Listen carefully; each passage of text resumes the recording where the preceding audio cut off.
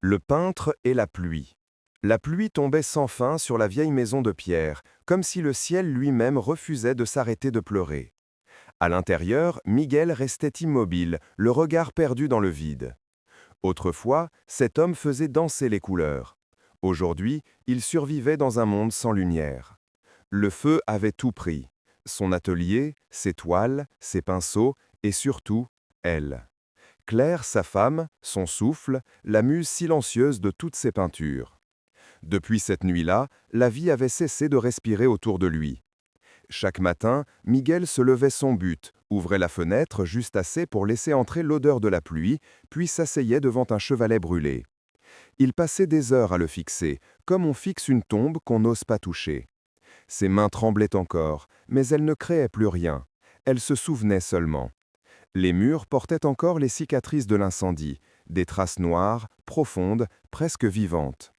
Parfois, quand la lumière de l'après-midi traversait les fissures, il croyait y voir les ombres du passé, la silhouette de Claire, son rire, la robe qu'elle portait lorsqu'il peignait son portrait préféré.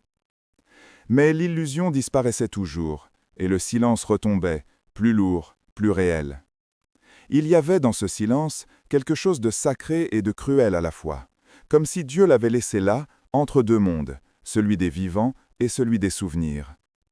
Miguel ferma les yeux. Il essaya d'imaginer une couleur. Aucune ne vint.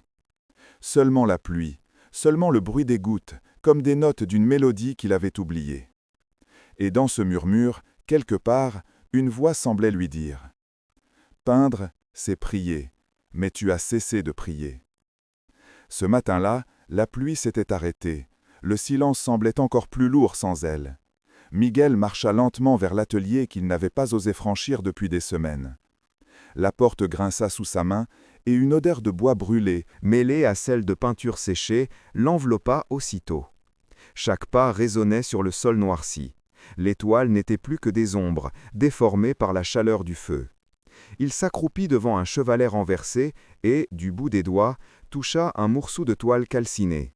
Une poudre grise se déposa sur sa peau. C'était comme si les couleurs du passé refusaient de mourir, cherchant à s'accrocher à lui une dernière fois. Sur une étagère effondrée, un petit cadre avait survécu. À l'intérieur, une photographie ternie. Claire, riant, les cheveux au vent, tenant dans ses mains un bouquet de tournesols. Miguel sentit son souffle se couper. Les tournesols, c'était elle qui les aimait, pour leur façon de suivre la lumière. Soudain, les souvenirs revinrent comme une marée. Leur première rencontre, dans une exposition. Son rire lorsqu'elle avait dit « Tu ne peins pas la lumière, Miguel, tu la cherches ». Et le jour où elle lui avait inspiré sa toile la plus célèbre, la leçon de lumière. Une peinture où elle apparaissait debout sous une fenêtre ouverte, les yeux tournés vers le ciel. Il se souvenait de chaque détail, de chaque nuance d'or qu'il avait posée sur la toile, tremblant d'amour et de reconnaissance. Mais cette toile n'existait plus. Le feu l'avait engloutie, comme s'il avait voulu effacer la trace même de leur bonheur. Miguel ferma les yeux. Pendant un instant, il crut sentir la présence de Claire derrière lui, une caresse, un souffle, une prière. Mais lorsqu'il se retourna, il n'y avait que la poussière et le vent. Alors il comprit, certaines choses ne brûlent pas, elles restent là, invisibles, dans la mémoire de la flamme. Et tandis qu'il quittait lentement l'atelier, la pluie recommença à tomber, douce, régulière, comme si le ciel, encore une fois, voulait peindre à sa place. Depuis son retour de l'atelier, Miguel n'avait plus parlé. Les heures passaient sans qu'il s'en aperçoive, rythmées par la respiration lente de la maison. Chaque craquement du bois, chaque souffle de vent à travers les fissures semblait lui rappeler qu'il n'était pas seul, non pas avec quelqu'un, mais avec quelque chose, le souvenir. La pluie reprit, fine, obstinée. Elle tapait doucement contre les vitres, dessinant sur le verre des chemins incertains. Miguel la regardait tomber sans penser à rien. C'était le seul mouvement qu'il supportait encore, celui des gouttes, libres, vivantes, imprévisibles. Il s'assit devant la fenêtre ouverte. Le monde dehors était flou, gris, sans contour. Les arbres se balançaient comme des ombres qui prient. Un chien aboyait au loin, puis plus rien. Juste la pluie, toujours la pluie. Miguel ferma les yeux. Une phrase ancienne lui revint, celle que Claire aimait répéter lorsqu'il doutait. La foi, c'est continuer à peindre quand le ciel est vide. Il voulut y croire, ne serait-ce qu'un instant. Mais en lui, tout semblait éteint. Il n'y avait plus de foi, plus de lumière, plus de couleur, juste un immense vide qui l'enveloppait, calme et implacable. Il se leva et marcha jusqu'à la pièce où il gardait encore quelques tubes de peinture rescapés du feu. Il en prit un au hasard, bleu outre-mer. Il l'ouvrit. Le pigment séché avait formé une croûte dure. Il tenta de la percer, sans succès. Alors il sourit tristement. Même la couleur refusait de renaître. Il posa le tube sur la table et éteignit la lampe. Dans l'obscurité, la pluie semblait plus proche, presque intime. Elle entrait par la fenêtre entr'ouverte, tombant sur le sol, traçant des taches sombres comme des larmes. Miguel resta là, immobile, à écouter ce murmure d'eau. Et dans ce silence habité, quelque chose, une idée, une présence, une promesse, commença à bouger, doucement, au fond de lui. Comme si la pluie préparait son âme à un nouvel appel. Ce jour-là, la pluie tombait plus fort que jamais. Le vent faisait trembler les vitres et les nuages avalaient le ciel. Miguel resta assis près de la fenêtre, observant la rue presque déserte. Noyé sous un rideau d'eau. Puis, au détour de ce paysage gris, une silhouette apparut. Une jeune femme, vêtue d'un manteau trop grand, avançait difficilement contre le vent. Elle portait sous le bras un panier rempli de parapluies multicolores, certains déjà retournés par la tempête. Elle s'arrêta juste devant sa porte, trempée, les cheveux collés à son visage. Miguel hésita, puis ouvrit la fenêtre. « Vous allez attraper froid, dit-il simplement. Elle leva les yeux, surprise qu'on lui parle. Son sourire éclata comme une flamme dans la pluie. « Ce ne serait pas la première fois, répondit-elle. Il y eut un silence, coupé seulement par le bruit régulier de l'eau. La jeune femme regarda autour d'elle, puis demanda timidement « Vous auriez un peu d'abri, juste le temps que le ciel se calme ?» Miguel hocha la tête. Quelques minutes plus tard, elle entrait dans la maison, déposant ses parapluies dégoulinants près de la porte. L'odeur de la pluie s'y mêlait à celle du bois brûlé. « Vous peignez ?» demanda-t-elle, en remarquant les toiles carbonisées contre le mur. Miguel baissa les yeux. « Je peignais autrefois. Et pourquoi vous avez arrêté ?» Il haussa les épaules, incapable de répondre. Mais elle, sans attendre, s'approcha d'une toile à moitié détruite. Ses doigts glissèrent doucement sur la surface brûlée. « C'est étrange, dit-elle. Même brûlée, cette peinture garde quelque chose de vivant. » Miguel la regarda, intrigué. « Vous trouvez ? Oui, les couleurs sont cachées, mais elles n'ont pas disparu. Parfois, il faut juste un peu d'eau pour les réveiller. » Elle rit, légère, et ouvrit un de ses parapluies, un vieux modèle bleu percé à plusieurs endroits.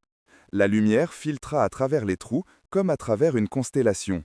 Vous voyez, même abîmé, il protège encore, il faut juste croire qu'il le peut. Miguel sentit quelque chose remuer en lui, un mélange de gêne et de curiosité, un écho lointain d'une émotion oubliée. Elle s'appelait Lucia. Elle vendait des parapluies pour colorer les jours tristes, disait-elle en riant. Avant de partir, elle lui laissa un parapluie rouge vif. « Celui-ci, c'est pour les jours où la pluie refuse de s'arrêter, » murmura-t-elle. Quand la porte se referma derrière elle, Miguel resta seul. Mais pour la première fois depuis des années, il eut l'impression que le silence avait changé de ton. Comme si la pluie, dehors, battait maintenant au rythme d'un cœur qui recommençait à vivre. Les jours suivants, la pluie continua de tomber, mais Miguel ne l'écoutait plus de la même façon. Elle n'était plus ce murmure funèbre qui l'endormait dans sa peine. Elle ressemblait maintenant à une respiration, un rythme qui battait doucement au fond de son cœur. Lucia revint, d'abord pour rapporter un parapluie oublié, puis simplement pour parler. Elle apportait toujours quelque chose, un croissant tiède, une tasse de café ou un vieux tube de peinture trouvé dans une brocante. Peu à peu, la maison se remplit de ces petites traces de vie que Miguel croyait perdues. « Pourquoi insistez-vous » lui demanda-t-il un après-midi en la voyant poser un bouquet de fleurs sur la table. Elle répondit en haussant les épaules « Parce que votre silence fait trop de bruit. Et puis, les maisons qui ont brûlé sentent encore la vie, vous savez. » Il ne sut quoi dire, mais cette phrase resta dans son esprit, comme une note suspendue. Un matin, elle entra avec un petit coffret de bois. À l'intérieur, un ensemble de pinceaux usés, mais propres, rangés avec soin. C'est pour vous. Ils ont déjà servi, mais ils savent encore peindre. » Miguel resta immobile. Ses doigts tremblaient. Cela faisait des années qu'il n'avait pas touché un pinceau. Il sentit une chaleur familière remonter dans sa main, comme une mémoire réveillée. « Je ne peux pas, » murmura-t-il. « Vous n'avez pas besoin de pouvoir, » répondit-elle doucement. « Il suffit de vouloir. » Alors il céda. Il ouvrit une boîte de peinture, du bleu, encore, et posa une première touche sur une toile neuve. Le geste était maladroit, mais sincère. Une seconde touche suivit, puis une autre. Bientôt, un mouvement, un souffle, un rythme s'installa. La couleur se répandit, vive, audacieuse, comme si elle refusait d'attendre plus longtemps. Lucia le regardait sans parler. Elle vit les traits durs de son visage s'adoucir, la lumière glisser sur ses joues et les ombres s'éloigner de ses yeux. Il peignit la pluie, pas celle qui tombe, celle qui guérit. Chaque goutte sur la toile semblait effacer une cicatrice. À travers ses larmes, Miguel comprit. Il ne peignait pas seulement le monde extérieur, il peignait sa délivrance. Quand il leva enfin le regard, Lucia souriait. « Vous voyez, les couleurs attendaient juste que vous les appeliez. » Il voulut répondre, mais sa voix se brisa. Dans ce silence, il sentit pour la première fois depuis longtemps la présence de Dieu, non pas lointaine, mais intime, bienveillante. Comme une main posée sur son épaule. Et ce soir-là, quand Lucia partit, il resta seul face à la toile encore humide. Il y vit quelque chose d'inédit, une lumière qu'il ne se souvenait pas d'avoir peinte. Elle venait de l'intérieur. Miguel s'assit, ému, et laissa la pluie, dehors, battre le rythme de sa renaissance. La pluie revint, un soir d'été, sans colère cette fois. Elle tombait doucement, presque en murmure, caressant les toits et les arbres comme une bénédiction. Miguel, debout devant la fenêtre ouverte, respirait l'odeur fraîche de la terre. Sur le chevalet, la toile achevée brillait encore sous la lumière des bougies. Il avait peint la pluie, mais pas celle qui détruit, une pluie claire, traversée de reflets dorés. Et, au centre, une silhouette féminine marchait, tenant un parapluie rouge levé vers le ciel. C'était Lucia, ou peut-être ce qu'elle représentait, la lumière venue à travers la tempête. Depuis des semaines, elle n'était pas revenue. Mais il ne ressentait plus cette absence comme une perte. Elle faisait désormais partie de la musique silencieuse de sa maison, du rythme même de son cœur. Miguel s'assit, prit une profonde inspiration et ferma les yeux. Il comprit enfin ce que la pluie lui murmurait depuis le début. La douleur n'avait jamais été une punition, elle avait été une porte. Dans cette révélation tranquille, il sentit une larme couler sur sa joue, pure, paisible. Il leva la tête et un rayon de lune traversa la fenêtre, touchant la toile. Les gouttes sur la peinture semblaient briller comme de vraies perles d'eau. Alors, dans ce mélange de lumière et de pluie, Miguel sourit. Son âme, autrefois muette, chantait de nouveau. Et au dehors, la pluie continuait de tomber, légère, infinie, comme si le ciel lui-même priait à l'unisson.